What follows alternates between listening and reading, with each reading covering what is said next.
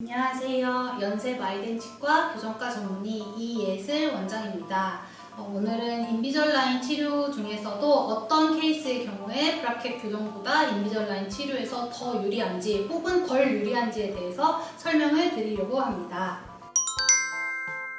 일반적인 브라켓 교정 치료로 가능한 대부분의 케이스에서 가능하다고 보시면 될 것 같고요. 치아가 좀 벌어져 있거나 삐뚤빼뚤하거나 몇 개 치아가 거꾸로 물린다던가 아니면 앞니가 너무 깊게 물리거나 너무 얕게 물린다던가 그런 대부분의 경우에서 가능하다고 볼 수가 있습니다.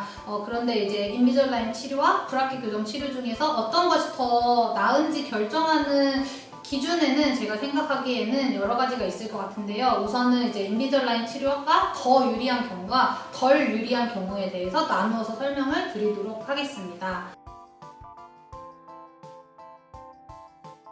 우선은 인비절라인 치료가 브라켓 교정 치료보다 더 유리한 경우는 첫 번째로는 양치 관리가 잘 안 되는 경우를 들 수가 있겠습니다. 양치가 잘 안 되어서 이제 브라켓 주변으로 충치가 많이 생길 만한 위험이 있다든지 기존에 이미 충치 치료 받은 치아가 너무 많다든지 아니면 잇몸이 안 좋아서 전반적인 치주 질환이 걱정이 된다든지 이런 경우에 있어서는 사실 브라켓 장치를 붙이면은 양치하기가 굉장히 까다로워지거든요. 브라켓 장치 주변으로 이게 치아가 조금 하얗게 변하거나 그걸 탈해된다고 표현을 하는데 탈해가 되거나 거기서 더 심해지면 치아 우식, 충치가 생기거나 아니면 이제 철사가 있기 때문에 치아 사이사이에 치실을 하기도 어렵고 그러다 보니까 양치가 잘 안 되다 보면 충치가 더 심해지거나 잇몸 질환이 더 심해지는 경우가 많이 있기 때문에 그런 양치 관리가 어려운 경우에 있어서는 특별히 브라켓 교정이 더 유리한 경우가 아니라면 일반적으로 인비절라인 치료가 더 유리할 수가 있을 것 같고요. 두 번째로는 비슷한 맥락에서 이미 임플란트가 있거나 아니면은 브릿지 같은 이제 움직이기 어려운 보철물이 있는 경우에도 인비절라인 치료가 더 유리할 수 있다고 하겠습니다. 왜냐면 이런 임플란트나 브릿지 같은 보철물은 치아를 이동할 수가 없는 상태거든요. 그냥 딱 고정되어 있는 상태이기 때문에 그거를 고려해서 이제 인비절라인 치아 이동 계획을 짜기에도 수월하고 그 다음에 그렇게 자연치가 아닌 경우에는 브라켓을 붙이기가 좀 어렵고요. 브라켓이 굉장히 자주 탈락을 하기 때문에 그러한 점에 있어서도 이제 뺐다뺐다하는 장치 치료가 더 유리할 수가 있고 이미 그렇게 보철물이 많다는 것은 양치 관리가 좀 되게 어려운 환자분이라는 생각이 들어서 그렇기 때문에도 붙이는 장치보다는 뺐다뺐다하는 장치가 더 유리하다고 볼 수가 있겠습니다.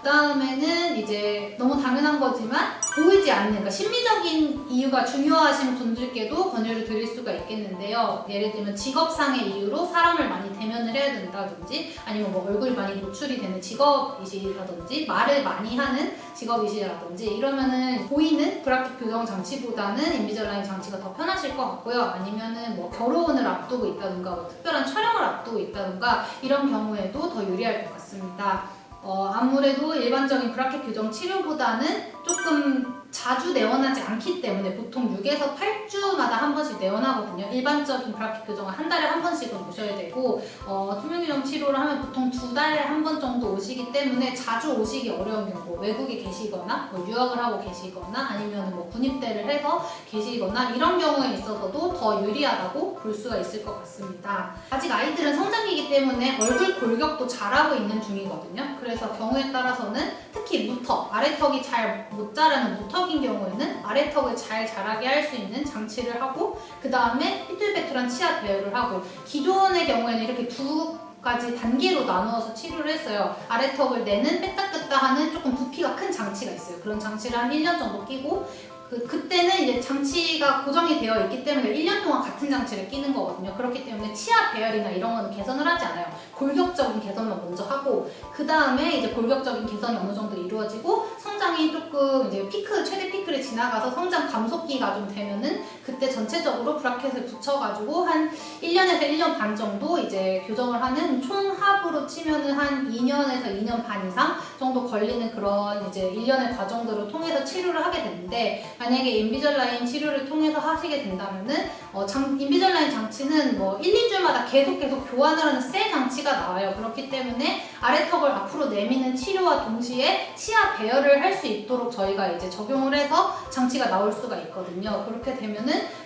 아래턱의 골격적인 개선도 하면서 치아 배열도 개선을 하면서 그 두 가지가 동시에 일어날 수 있기 때문에 치료 기간 자체가 확 짧아질 수가 있고 치료 비용도 어떻게 보면 더 절감될 수도 있다고 볼 수 있습니다. 치아 배열을 하면서 악궁 자체가 좁아서 악궁을 옆으로 넓혀야 되는 분들이 있거든요. 이거는 성장기 아동도 그렇고 성인에 있어서도 그럴 수 있어요. 그래서 이런 경우에 있어서도 인비절라인 치료는 이제 악궁을 확장하면서 치아 배열하는 것을 동시에 할 수 있기 때문에 이런 경우에 있어서도 좀 더 유리하다고 볼 수가 있겠고요. 그 다음에 제가 생각하는 그런 특별한 케이스 중에서는 이제 위아래 앞니가 깊게 물리는 이제 과객유압, 영어로 이제 딥바이트라고 하는데 그런 경우에 있어서도 일반적인 브라켓 교정 장치를 하면은 위아래가 깊게 물리기 때문에 아래 치아에 장치를 일찍 붙일 수가 없어요. 그래서 위에가 깊게 물리는 게 어느 정도 해결이 된 다음에 몇 개월 후에 아래쪽에 장치를 붙이기 시작하거든요. 근데 인비절라인 장치를 하면은 위아래를 같이 동시에 끼는 장치가 들어가기 때문에 초반부터 아래 치아에 대한 이제 교정력도 같이 적용이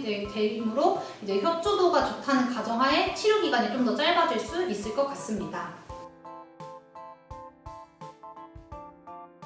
인비절라인 치료가 일반적인 브라켓 교정 치료보다 덜 유리한 경우에 대해서 말씀을 드리도록 하겠습니다. 첫 번째로는 이제 기본적으로 장치를 잘 껴야만 이런 효과들이 일어나는 거고 장치를 안 끼면 이제 아무 소용이 없어요. 그래서 장치를 잘 낄 수가 없거나 그리고 인비절라인 장치는 1에서 2주마다 한 번씩 계속 새로운 장치로 교환을 해줘야 되거든요. 그래서 이런 장치를 시기에 맞춰서 잘 교환하는 것이 어려운 그런 협조도가 어려운 분께는 사실은 이제 권하기가 어려운 장치라고 할 수가 있고요. 장치를 꼭 챙겨서 잘 끼실 수 있는 분들께 권해드리는 장치라고 볼 수가 있겠습니다.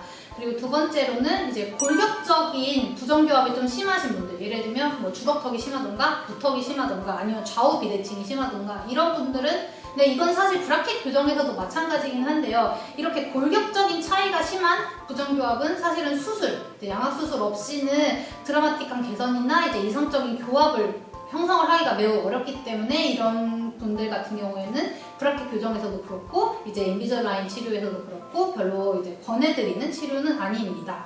그리고 이제 아무래도 장치를 계속 끼다 보니까 처음에는 이제 열심히 껴서 꼭 좋은 결과를 내야지 하고 열심히 끼세요. 근데 제가 이제 교정 치료를 하면서 보니까 보통 한 6개월 이상 정도 되면은 환자분들이 장치 끼는 거에 약간 무뎌지기도 하고 약간 지치기도 하고 처음에는 막 열심히 끼다가 나중에는 막 22시간 이상 챙겨서 끼는 거를 조금 귀찮아하시기도 하고 어려워하시기도 하고 그러는 것 같아요. 그래서 치료 기간이 너무 오래 걸릴 것 같은 케이스는 별로 권해드리지를 않습니다. 왜냐면 브라켓 교정 같은 경우에는 이제 환자분이 크게 신경을 쓰지 않더라도 24시간 계속 힘이 가해지기 때문에 괜찮은데 장치는 또 안 끼면 소용이 없기 때문에 제 생각에는 이제 치아 이동량이 너무 많지 않은 치료 기간이 너무 길게 잡히지 않는 케이스에 대해서 사용하는 것이 더 좋다고 생각이 듭니다.